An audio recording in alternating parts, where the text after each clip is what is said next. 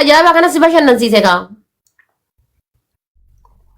Haadha faatee isa uffoo bakka uummata koomentii rabbi nurraa qabannee solooti gooneetu majaammata. Kana fattuu. Kana firiijii. Jabaatanii. Laakki jechuun akkas naannoo majennaan ka uummanni kinoo ajandaa dhibba nu godhatanii kaanii. Gadi hin fagaanne isaan hin jammartan malee. Jechuun jaala eegattanii kanaas bakka ifa baaftanii. Haadha faatee. Ani amma wajjin tasnaannaanee kaza wajjin tasnaannaananii uummanni siisi ga'eetti dhiira wajjin tasnaannaa naan jedhan. Kaza booda zimuman jedhee. Shaantaa kana qabattu maaf shaantaa kee keessa galfattu? Okay, mallaqa si gaafataa? Haadha faatee kasaan naa kenna malee nan gaafatu maarami. Wallaa jedha. Wallaahi. Garuu ammoo eeggadhu dubartii tana jala shashanaafachuu kana baay'ata. Isa immoo hundumaanuu lubbuudha lubbuun waasa wallaale. Mana isaa beektaati bakka inni galu. Hareen beeku.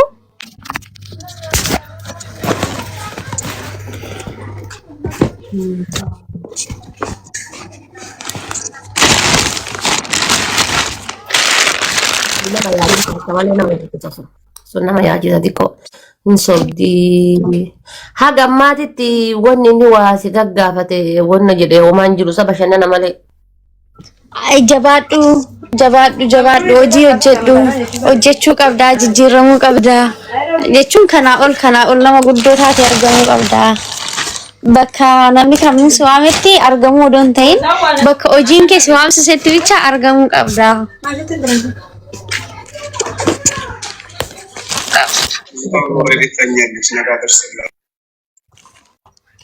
Maashaallah. Akkasuma namaan jedhani maaliif jechuun nama gaariidha miti kan akkas namaan jedhu. Ijaazaa si waamu taanaan. Wallahi dhiira gaarii laala dhiira gaarii isin himaan dhiira gaarii an because dhiira hedduu dhadha'ee argee waan ta'eef jechuudha. Jechuun dhiira hedduu akkana dhadha'ee hin arge silkii matanaanii jechuudha. Dhiirri gaariin tokkoffaa gaafati waa balleessitu ummaa kan ta'eetiif abboo keetiin garaagarummaan qabu dhiirri gaariin. Ummaa ta'eetii fi abboo keetiin wallahi garaagarummaan qabu. Dhiirri akkana fatalaqqe godhee gasi dhiisee akka barbaadde ta'e rakkoon qabu. Kun kolfaaf tapha. Rakkoon qabu bakka cidhaatiin kolfi akka barbaadde ta'e rakkoon qabu jedhee mataa kan qabatu fatalaq godhee gasi dhiisuu fi fatalaq jechuu barbaada. Fatalaq godhee gasi dhiisee abbaa barbaadde walii yoo ati qaatte irra hin kaayanne sitti waa hin dubbanne si jala naasofne saxxi jedhee tumaan si dhiisee tumaan akkuma barbaadde haa godhattu jedhee deemu ofii akka barbaade ta'uu fedha. Innillee akka barbaade waan lubbuun isaa feetu san ta'uu fedha tokko jedhe. Lammaffaa dhiirri gaariin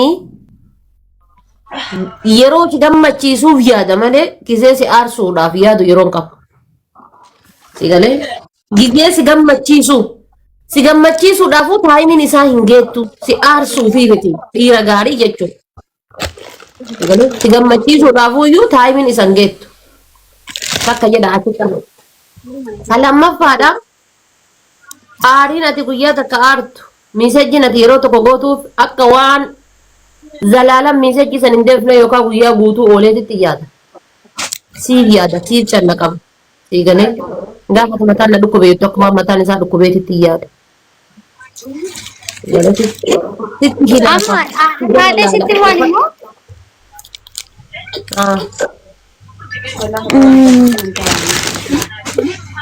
Silkii ani ergan hojii jammaree onda waliif naalaan kaasu.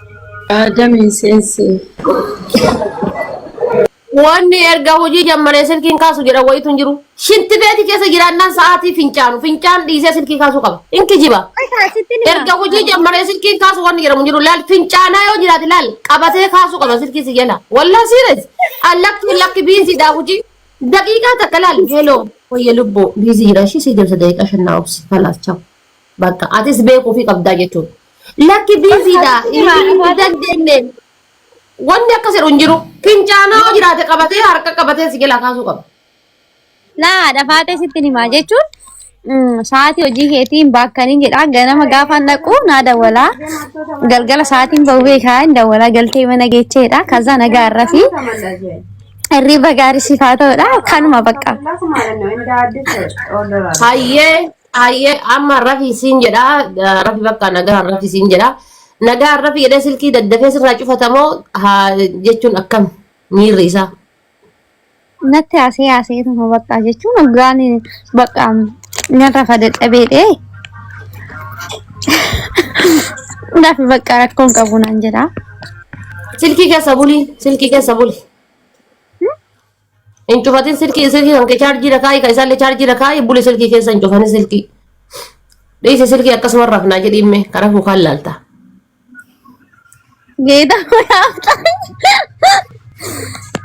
Kazaan.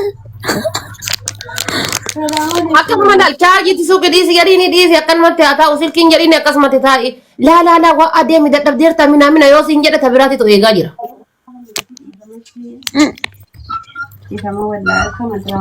Eko silkuman dhiisi jedhaan. Adam. Amma kau gara herrega woi sena ya. Ah, ada Fade. Woyye welcome.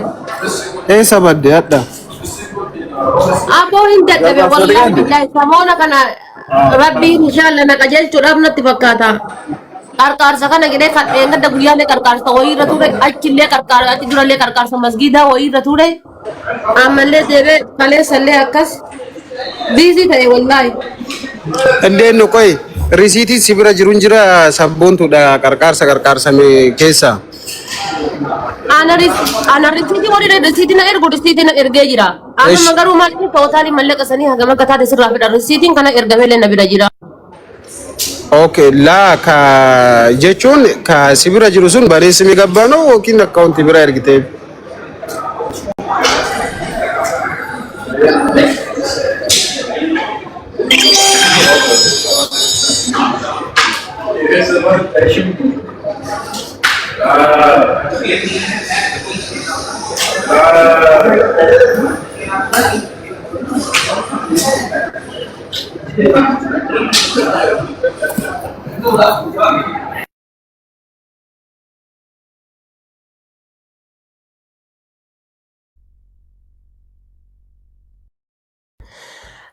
Maal jetta Adam?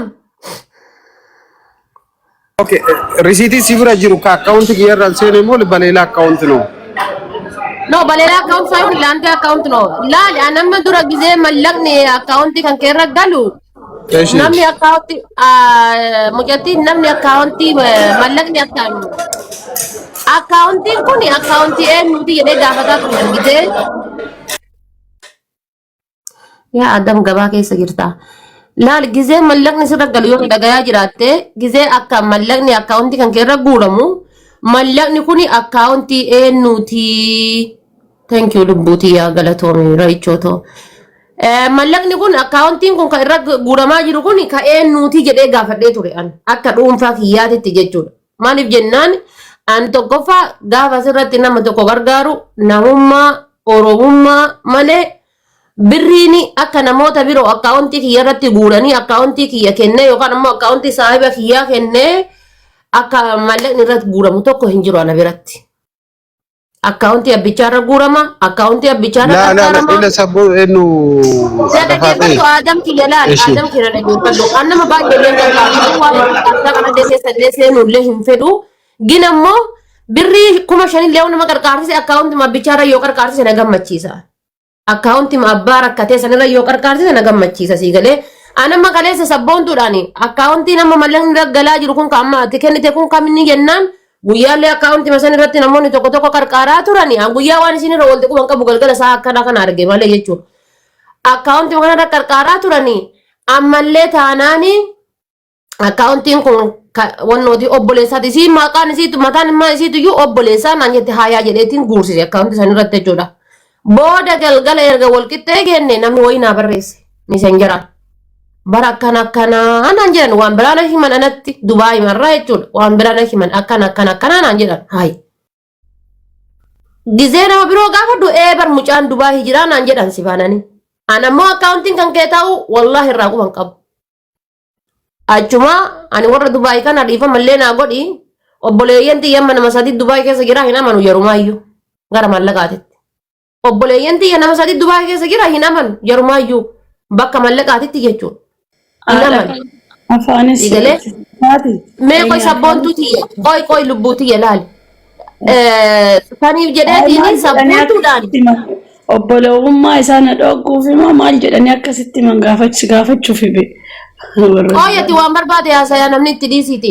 Achuma nama sabboontuudhaan aadamii kiyya maal jedhe aadamitti nama aadamiin kuni aadaan diyaasbooraa wayii yookaan ammoo nama akkaawuntii obboleessa keetii wayii se'a.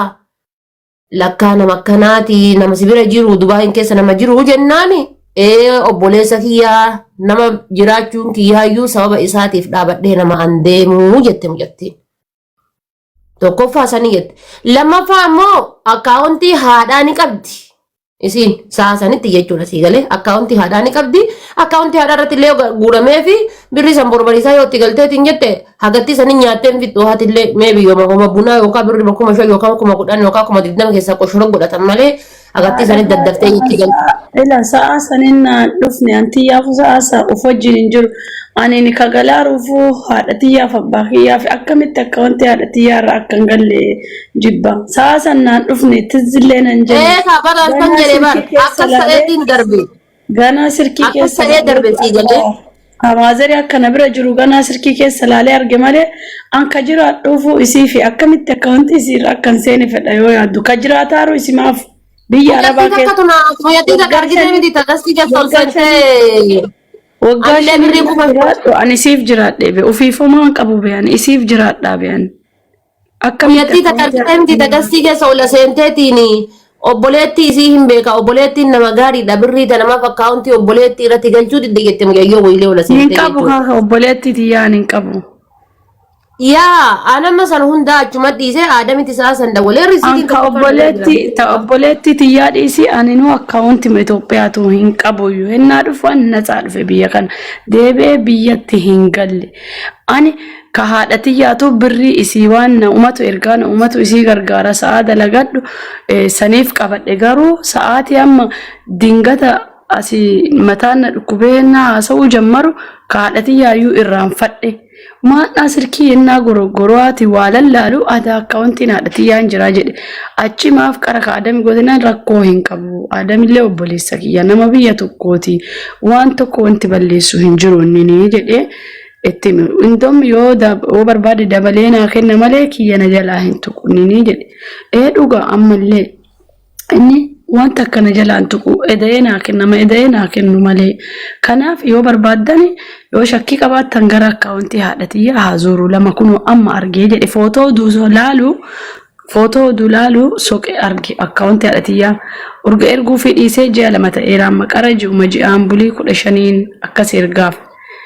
Sirkii keessa illee jiraata. Anin beekta sirkii dalagaa namni gizee tokko yoo dawwalu gubbaa irraa jala guyyaan nama meeqa dawwalaa oola bilbila dalagaa kanaaf bilbilli haadha tiyyaayyuu jala deemeera. An tizzi nan jennee tizzi kana jedhe isaan mana bira jiru kana malee akkamitti haadha tiyyaa wanna jedha. An ka jiraataaru isiif haga ammaa ka jiraadheeru isiif. Waan bunaa miti anin inshaallah kana qocame kana muluu oduu isii ergeeyyuu an dhibeen yoo du'ellee hawwamaallee natti fakkaatu. Kana qocame kana mulullee oduu ergeefi. Nama sanumaaf siin jedhe ilaale jechuun meebi aadanis gara biraatiin na fudhachuu danda'a. Sa'aatii sanaan dhugaa dubbachuudhaaf maallaqa irratti obboleessa kiyya qaban. Maallaqaaf jecha abbaa kiyya waggaa 5 itti nammaadhe. Maallaqa irratti jechuudha. Maallaqa irratti waan beekuuf jechuudha. Kanumaaf sa'a sanaan aadamiin illee fidaa herreega maallaqaa waan tootaalii akkaawuntii isaarra gale haa himu jedhe malee waan birootiif miti taate siin jedha. Yeroo ammaa akkuma argitu maallaqaa jecha obboleessa. Baneessi meegabba maqaa kiyyaan kaseen risiitii sibiroo jiraate sabboontu ergiti kaalkuleetara argatan hin saxaaxaalle wanti guddaan hin jiru maal beektaa sabboontuun sabboontu yeroo baay'ee yeroo rakkattu sonne jettus yaa waan makiinaan hin hojjedhaawneedha sanumaa bakka adda waltiin gargaaraan akka nama tokko garaana nyaatti waan keessa ofiillee waan na himatteef jechuudha. Kanaaf sa'aatii san akkaawuntii isiin illee wanna jettee naaniin fuudhee akkaawuntii inni raasu akkaawuntii siraanoo wocii gabee argaa wanna jedha akkuma san ammoo ganama bakka isiin ciisaatutti Nuuraddiin Baabaan illee jira bira dhaqeet baankiingiin kun hin jira kalkuleetar godhaati jedheet jala qabeet siistema keessa seenanii waa ofii kalkuleetar godhanii akkasitti kennee biraa deemee siin jedha. Ammas taanaan birriin maqaa kiyyaan seeni yoo jiraate risiitii isiitti ergiiti anchi warri si bira niyyate ergite እኔ ልጠይቅበትና ሲሲ ካልኩሌተር ጎዴ ከና ካስጅሩ ሙሉ መጉሬ ዋና ረሴን ከኔ ራፌሽ አቢብቴ Baate kala bira to qabo adamma sana akkas godhi nutu muri ana bira receipt inni jira isin kana himte I think birri kuma dibba ko ina himte adamma anti dubbi nadi kanan komati nadi waan amma isin namni guureetin jedhisan akkuma siifillee ragaaf tolu waallee yonna hin jenne gara akaawuntii haadha siitiitti akka dabarsita sumaan kabajaaf jaalalaan si gaafannaa dhiifama wajjiini. Wanno asii ani hisaaba godheeti birri biyya kana 2,251 na kennee deemeera hisaaba godhee amma birriin 2,200 Irraa fudhatteertaa jechuudha.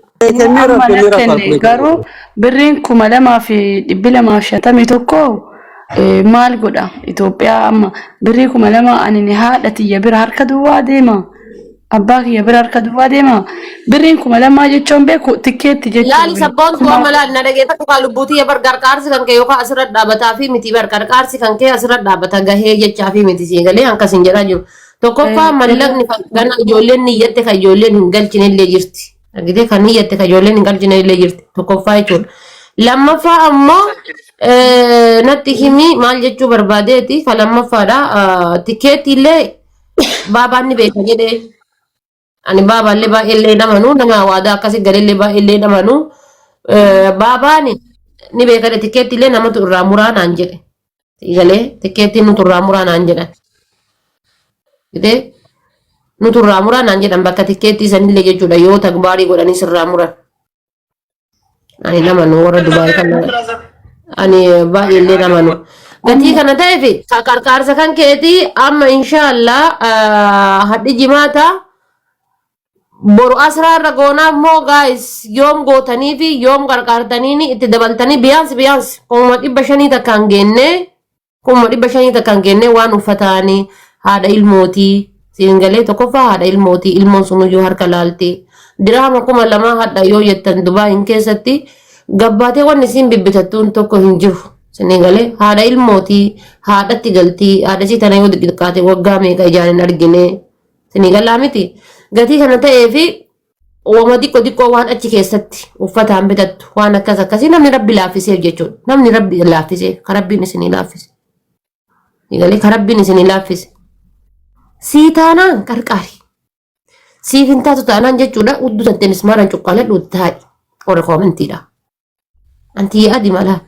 Yoo isinii taate rabbiif isiniif taate yaa qarqara birrii 5 birrii 10 nama osoo fayyaa qabu harka sigara qabatee iyyuu qarqaari osoo fayyaa qabu iyyuu harka sigara qabate qarqaari rabbiif jecha jechuudha. Lakki hin gargaaruu hin fedhuu hin ta'uu yoo jette cadhisuun qarqaarsa caalti. Cadhisuun mataan isaatuu qarqaarsa caalti. Komentii gada deemtanii tiri madaa nama keessa albee fudhatanii madaa namaa caafcaaf hin godhina akka waan isirra wannoo taatanii wayii ka gaafatu rabbii ka waan jiru waan barbaade godhu rabbii jechuudha. Akka waan hireetan namaa tana harkaa qabdanii wayii qulfii namaa harkaa qabdanii wayii godhattanii sin jechuudha. Ka qarqaaru hin dubbatu ka dubbatu ka birooti. Kanaaf isin hin jedhaa boru ganamatti haa qabnuuf moo walla asraa irratti haa qabnuuf moo yookaan galgala boruu irratti haa qabnuuf moo akkam guyyaa tokko qabnee herreega sii cufnee fi wanna jenna. Ammallee taanaan namni qarqaaruu barbaadan yoo jiraatan saa ammaa kanallee akkaawuntii haadhaa isinii kenna akkaawuntii haadhaa irratti. Akkaawuntii haadhaa irratti jechuudha namni ni jechuu fi barbaadan. An qajeela risiitii argu malee warruma jirtan kanaayyuu isinii namanu.